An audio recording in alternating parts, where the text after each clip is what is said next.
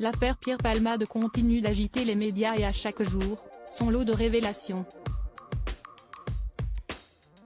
19 jours après le terrible accident de la route dont il est responsable et qui a fait 3 victimes graves, dont la mort du bébé d'une femme enceinte, l'humoriste de 54 ans se trouve aujourd'hui à l'hôpital du Kremlin-Bicêtre. Un établissement qu'il a reçu à la suite de son AVC qui a eu lieu le 25 février dernier.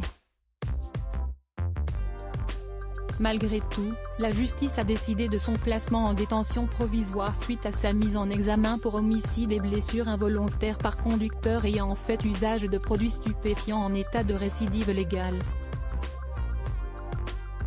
Car dans cette terrible histoire, il a été prouvé que Pierre Palmade était positif à la cocaïne et à d'autres drogues de synthèse, notamment des dérivés de la catinone. Son usage des stupéfiants a plus tard été confirmé par la perquisition de sa maison à Célie-en-Bière, Seine-et-Marne. Siesti d'abord le chien renifleur de drogue qui s'est montré très stimulé en arrivant sur les lieux, comme nous l'apprend le Parisien ce mercredi 1er mars. Un comportement qui indiquait alors la présence probable dans l'air de produits stupéfiants. Les enquêteurs ont ensuite découvert des seringues, du matériel d'injection, des fioles entamées contenant de la coke et des drogues de synthèse, des bonbonnes de cocaïne. Pierre Palmade addict à un produit plus fort que la cocaïne et au sexe selon les informations que se sont procurées nos confrères. Pierre Palmade a expliqué pendant sa garde à vue qu'il était sous l'emprise de drogue dure depuis 3 jours lorsque l'accident a eu lieu, le 10 février dernier non loin de chez lui. Une situation dont il avait l'habitude puisqu'il consomme des stupéfiants depuis l'âge de 20 ans. Et voilà 2 ans qu'il s'est initié à de nouvelles drogues de synthèse très puissantes, dont la 3-MMC qui se prend par injection en intraveineuse et qui a pour but d'augmenter la libido et le désir sexuel. Un produit très fort et plus addictif que la cocaïne et qu'il prend de façon quasi quotidienne, a confié Pierre Palmade lors de son audition. À cela s'est alors ajouté une addiction au sexe.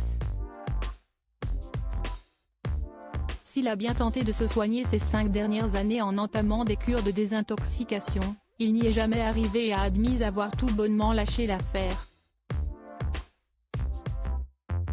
Mais cet accident lui fait dire aujourd'hui qu'il est prêt à changer de vie et à se débarrasser de ses addictions, comme il l'a assuré au juge d'instruction.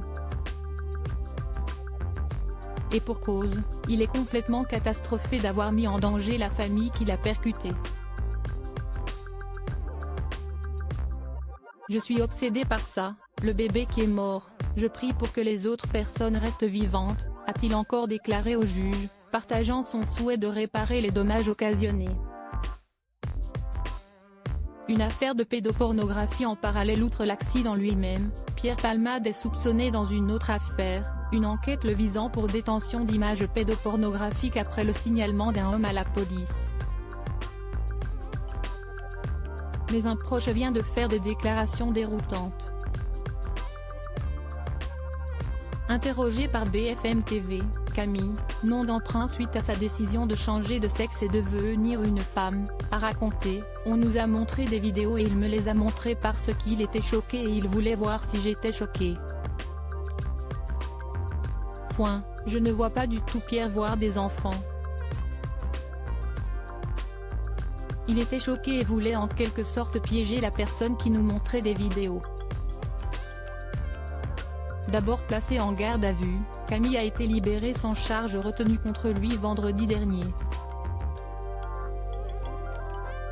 Alors que celui qui a montré les vidéos après 48 tâches de garde à vue a été mis en examen pour détention d'images pédopornographiques.